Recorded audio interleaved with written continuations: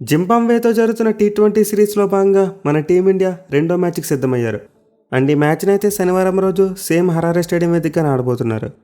So already మన team India first మ్యాచ్లో గెలిచారు కాబట్టి ఈ మ్యాచ్ కూడా గెలిచారంటే సిరీస్ మంది అయిపోతుంది.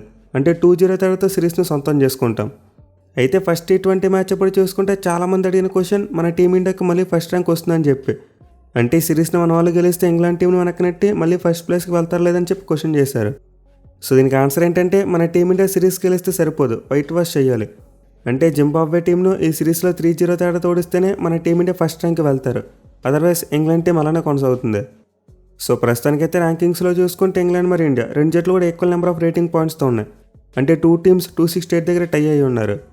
అయితే ఈ సిరీస్లో మన టీమిండియా వైట్ వాష్ చేశారంటే ఇంగ్లాండ్ టీం యొక్క రేటింగ్ పాయింట్స్ని దాటేస్తారు. బట్ అలా కాకుండా మన టీమిండియా సిరీస్లో ఒక్క మ్యాచ్ ఓడిపోయినా సరే ఆ ఫస్ట్ ర్యాంక్ అయితే రాదు. ఎందుకంటే జింబాబ్వే టీం చాలా లోయర్ ర్యాంక్ టీం, 12వ ప్లేస్లో ఉన్నారు. దీంతో ప్రజెంట్ సెకండ్ ప్లేస్లో ఉన్న మన టీమిండియా వాళ్ళ మీద ఒక్క మ్యాచ్ ఓడిపోయినా సరే మన రేటింగ్ పాయింట్స్ చాలా గట్టిగా పడిపోతాయి. ఇన్ఫ్యాక్ట్ వాళ్ళ మీద 4 మ్యాచ్లు గెలిస్తే ఎన్ని రేటింగ్ పాయింట్స్ వస్తాయో మన వాళ్ళు ఒక మ్యాచ్ ఓడిపోతే అన్ని రేటింగ్ పాయింట్స్ పోతాయి. సో మన టీమిండియాకి అయితే ఆ నెంబర్ 1 ర్యాంక్ని రీక్లెయిమ్ చేసుకోవడానికి అవకాశం అయితే ఉంది. మన వాళ్ళు ఈ సిరీస్ని వైట్ వాష్ చేయాలి. అయితే మరి మన టీమిండియా ఈ సిరీస్ని వైట్ వాష్ చేయగలరు అంటే ఫస్ట్ మ్యాచ్ ఫలితం చూసి చాలామందికి నమ్మకం కలుగుద్ది. ఎందుకంటే ఫస్ట్ టీ20 మ్యాచ్లో మన వాళ్ళు డామినేట్ చేశారు, జింబాబ్వే టీంని కంప్లీట్లీ అవుట్ ప్లే చేసి ఓడించారు. బట్ నిజానికి ఆ మ్యాచ్లో ఒక ఇంట్రెస్టింగ్ అబ్జర్వేషన్ ఉంది. మన వాళ్ళ బౌలింగ్ అయితే అదిరిపోయింది అండ్ ఫీల్డింగ్ కూడా చాలా మంచిగా చేశారు. బట్ బ్యాటింగ్లో చూసుకుంటే మాత్రం వైభవ్ సూర్యవంశీ ఒక్కడే చెత్త కొట్టాడు. మిగతా బ్యాట్స్మెన్ అంత చెప్పుకోదగ్గ రీతిలో బ్యాటింగ్ చేయలేకపోయారు. ఇన్ఫ్యాక్ట్ వైభవ్ సూర్యవంశీ 19 బంతులు 50 రన్స్ చేస్తే మిగతా బ్యాట్స్మెన్ అందరూ కలిసి 61 బంతులు 70 పరుగులు మాత్రమే చేశారు. సో దీంతో జింబాబ్వే టీం యొక్క బౌలింగ్ని మనం ఏమాత్రం తక్కువ అంచనా వేయడానికి వీల్లేదు. వాళ్ళు ఖచ్చితంగా మనకి కాంపిటీషన్ ఇస్తారు. ఇన్ఫ్యాక్ట్ ఈ మ్యాచ్కి ఇంకా మంచిగా ప్రిపేర్ అయ్యి వచ్చేందుకు అవకాశాలు ఉంటాయి. పర్టికులర్గా వాళ్ళకి టాస్ రూపంలో లెక్కలు చూస్తే మాత్రం ఖచ్చితంగా మన టీమిండియాకి హెవీ కాంపిటీషన్ ఇస్తారు. సో సెకండ్ టీ20 మ్యాచ్ కూడా సేమ్ గ్రౌండ్లో సేమ్ పిచ్ మీద ఆడబోతున్నారు. అండ్ దీంతో మరోసారి మనం మంచి పేస్ అండ్ బౌన్స్ ఉండే వికెట్ని ఎక్స్పెక్ట్ చేయవచ్చు. ఇన్ఫ్యాక్ట్ ఫస్ట్ మ్యాచ్కి ఈ మ్యాచ్కి ఒక రోజు గ్యాప్ వచ్చింది కాబట్టి పిచ్ మీద వాటర్ని కూడా చేయొచ్చు. అండ్ అది కనుక చేస్తే పిచ్ మీద మాయిశ్చర్ ఖచ్చితంగా సస్టైన్ అవుతుంది. సో ఫస్ట్ మ్యాచ్లో అయితే కొత్త బాల్తో పేస్ బౌలర్స్ బౌలింగ్ చేసినప్పుడు పిచ్ చాలా భయంకరంగా అనుకూలించింది. మనమైతే కన్సిస్టెంట్ బౌన్స్ చూసాం, అట్ ది సేమ్ టైం ఆ సైడ్ వేస్ మూవ్మెంట్ కూడా చూసాం. పర్టికులర్గా స్టంప్స్ లైన్లో హార్డ్ లెంత్లో బౌలింగ్ చేసినప్పుడు బ్యాట్స్మెన్ చాలా ఇబ్బంది పడుతూ బ్యాటింగ్ చేశారు. సో ఇంత మరోసారి ఏ టీం అయితే ఇలాంటి గేమ్ ప్లాన్తో వస్తారో వాళ్ళు ఎక్కువగా డామినేట్ చేయడానికి అవకాశం ఉంటుంది. ఫస్ట్ టీ20 మ్యాచ్లో మన బౌలర్స్ చాలా మంచి డిసిప్లిన్తో బౌలింగ్ చేశారు. బట్ జింబాబ్వే బౌలర్స్లో చూసుకుంటే కేవలం ముజర్బానీ మాత్రమే స్టార్టింగ్లో మంచిగా వేశాడు. బట్ మిగతా బౌలర్స్ అందరూ కూడా ఫెయిల్ అయిపోయారు. సో దీంతో పేస్ బౌలర్స్కి మంచి హెల్ప్ ఉండే పిచ్ మీద డిసిప్లిన్తో బౌలింగ్ చేశారంటే ఖచ్చితంగా వికెట్లు అయితే తీసుకోవచ్చు. అయితే పిచ్ని ఎక్కువ హెల్ప్ రాబట్టాలంటే టాస్ అనేది చాలా ఇంపార్టెంట్గా మారుతుంది. అంటే టాస్ గెలిచి ఏ టీం అయితే ముందుగా ఫీల్డింగ్ తీసుకుంటారో వాళ్ళైతే మ్యాచ్ని డామినేట్ చేయడానికి అవకాశాలు ఎక్కువగా ఉంటాయి. మరి ముఖ్యంగా కొత్త బాల్తో బౌలింగ్ చేసినప్పుడు బ్యాట్స్మెన్ చాలా ఇబ్బంది పెట్టచ్చు. సో ప్రస్తుతానికైతే టాస్ విషయంలో మన టీమిండియాకి ఎలాంటి సమస్య లేదు. శ్రేయస్ అయ్యర్ వరుసగా 8 టాస్లు గెలిచాడు. ఇన్ఫాక్ట్ మరోసారి టాస్ గెలిస్తే ఒక అతిపెద్ద రికార్డుని క్రియేట్ చేస్తాడు. కెప్టెన్గా ఫస్ట్ 9 అంతర్జాతీయ మ్యాచ్లో టాస్ గెలిచిన ఏకైక కెప్టెన్గా చరిత్రకి ఎక్కుతాడు. బట్ ఎనివే శ్రేయస్ అయ్యర్ యొక్క స్ట్రీక్ అండ్ అయిపోయి జింబాబ్వే టీం కనుక టాస్ గెలిచారంటే మాత్రం ఖచ్చితంగా మన టీమిండియా చాలా జాగ్రత్తగా ఉండాలి. ఇక ఈ మ్యాచ్ యొక్క వెదర్ రిపోర్ట్ విషయానికి వస్తే వర్షం పడడానికి ఏమీ లేదు. మనమైతే ఎటువంటి రెయిన్ బ్రేక్స్ లేకుండా ఫుల్ మ్యాచ్ని అయితే చూడొచ్చు. ఇక టైమింగ్స్ విషయానికి వస్తే సేమ్ టు సేమ్ ఫస్ట్ టీ20 మ్యాచ్లోనే. అంటే మ్యాచ్ అనేది ఈవినింగ్ 4:30 PM స్టార్ట్ అవుతుంది. అండ్ లైవ్ స్ట్రీమింగ్ విషయానికి వస్తే డిజిటల్ ప్లాట్ఫామ్ ఫ్యాన్ కోడ్. మీరు మ్యాచ్ని మొబైల్లో లైవ్ చూడాలనుకుంటే ఫ్యాన్ కోడ్ యాప్లో లైవ్ చూడొచ్చు.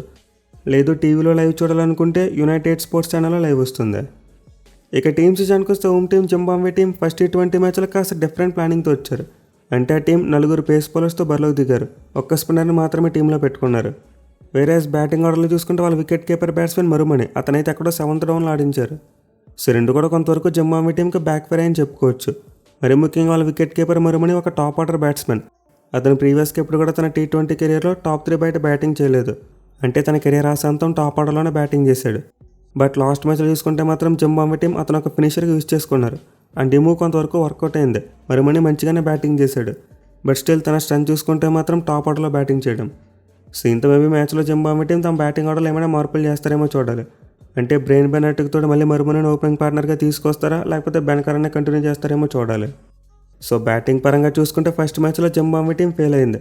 మరి ముఖ్యంగా వాళ్ళు 30 పరుగులకు 4 వికెట్లు కోల్పోయారు. బట్ అఫ్కోర్స్ ఆ తర్వాత అయితే మంచిగానే రికవర్ అయ్యారు అండ్ ఒక గౌరవప్రదమైన స్కోర్ అయితే కొట్టగలిగారు. బట్ స్టిల్ జింబాబ్వే టీం కాస్త పెద్ద స్కోర్ కొట్టాలంటే వాళ్ళ టాప్ ఆర్డర్ బ్యాట్స్మెన్ చాలా ఇంపార్టెంట్. పర్టికులర్గా బ్రెయిన్ బెనెట్ అతను ఒక మంచి నాక్ ఆడితేనే జింబాబ్వే టీంకి భారీ స్కోర్ వస్తుంది. అదర్వైజ్ ఆ టీం బ్యాటింగ్లో క్లిక్ అవ్వడం చాలా కష్టం. ఎట్ ది సేమ్ టైం వాళ్ళ కెప్టెన్ సికందర్ రజా తను కూడా చాలా ఇంపార్టెంట్, కాస్త రెస్పాన్సిబిలిటీ తీసుకుని బ్యాటింగ్ చేయాలి. వేరే బౌలింగ్ విషయానికి వస్తే ముందు చెప్పుకున్నట్టు గత మ్యాచ్లో ఎక్కువ మంది పేస్ బౌలర్స్ని ఆడించారు అండ్ దీనికి ఆబ్వియస్ రీజన్ పిచ్ అయితే పేస్ బౌలర్స్కి కాస్త అనుకూలించింది. At the same time Zimbabwe team దగ్గర ఉన్న స్పిన్నర్ చూసుకుంటే ఒక లెఫ్ట్ ఆర్మ్ స్పిన్నర్ అంటే వెలింగ్టన్ మస్కజ్జా ఒక లెఫ్ట్ ఆర్మ్ స్పిన్నర్. దీంతో మన టీమిండియా లెఫ్ట్ హ్యాండ్ బ్యాట్స్మెన్కి అగెన్స్ట్గా అతను ఆడించేందుకు జింబాబ్వే టీం కాస్త సంకోచిస్తుంది. బట్ ఎనివే జింబాబ్వే టీం దగ్గర ఇంకా కొన్ని స్పిన్ బౌలింగ్ ఆప్షన్స్ అయితే కనిపిస్తున్నాయి. రెయిన్ బౌలర్ మరియు మదవెర లాంటి వాళ్ళు స్పిన్ బౌలింగ్ వేయగలరు. ఎట్ ది సేమ్ టైం వాళ్ళ కెప్టెన్ సికందర్ రాజా మెయిన్ స్పిన్నర్గా ఉంటాడు. దీంతో జింబాబ్వే టీం ఒక స్పెషలిస్ట్ స్పిన్నర్ ఆడించుకునేంత స్కోప్ లేదు. మెయిన్లీ ముందు చెప్పినట్టే మన టీంలో ఎక్కువ మంది లెఫ్ట్ హ్యాండ్ బ్యాట్స్మెన్ ఉండడం మస్కజ్జాను ఆల్మోస్ట్ రూల్ అవుట్ చేస్తుంది.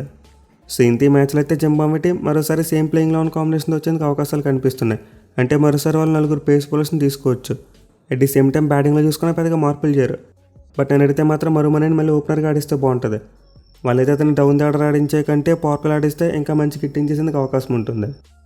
ఇక మన టీమిండియా విషయానికి వస్తే బౌలింగ్ పరంగా పెద్దగా క్వశ్చన్ మార్క్స్ ఏమీ లేవు. అంటే ఫస్ట్ T20 మ్యాచ్లో మన బౌలింగ్ మంచిగానే క్లిక్ అయింది.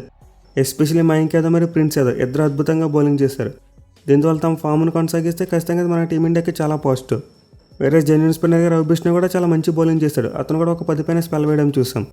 సో ముగ్గురు అయితే ఫస్ట్ T20 మ్యాచ్లో చాలా మంచిగా బౌలింగ్ చేస్తారు అండ్ వికెట్స్ కూడా తీసుకున్నారు. బట్ మీద ఇద్దరు చూసుకుంటే మాత్రం కాస్త రన్స్కి వెళ్ళడం చూసాం. ఎస్పెషల్ అశోక్ శర్మ అనుకున్న స్థలంలో రాణించలేకపోయాడు అండ్ దూబే చూసుకున్న కొంతవరకు ఎక్కువ రన్స్ ఇచ్చాడు. అందరికంటే ఎక్కువ రన్స్ ఇచ్చింది అతనే. బట్ ఈవెన్చువల్గా చూసుకుంటే మన టీమిండియాకి బౌలింగ్ కాంబినేషన్ మంచిగానే క్లిక్ అయింది. మరి ముఖ్యంగా దూబే 5వ బౌలింగ్ ఆప్షన్గా బాగానే క్లిక్ అయ్యాడు. మరీ అంత వర్స్ట్ స్పెల్ ఏమీ వేయలేదు. సో ఇంత మ్యాచ్లో మన టీమిండియా మరోసారి సేమ్ బౌలింగ్ కాంబినేషన్ వచ్చేందుకు ఎక్కువ అవకాశాలు ఉంటాయి.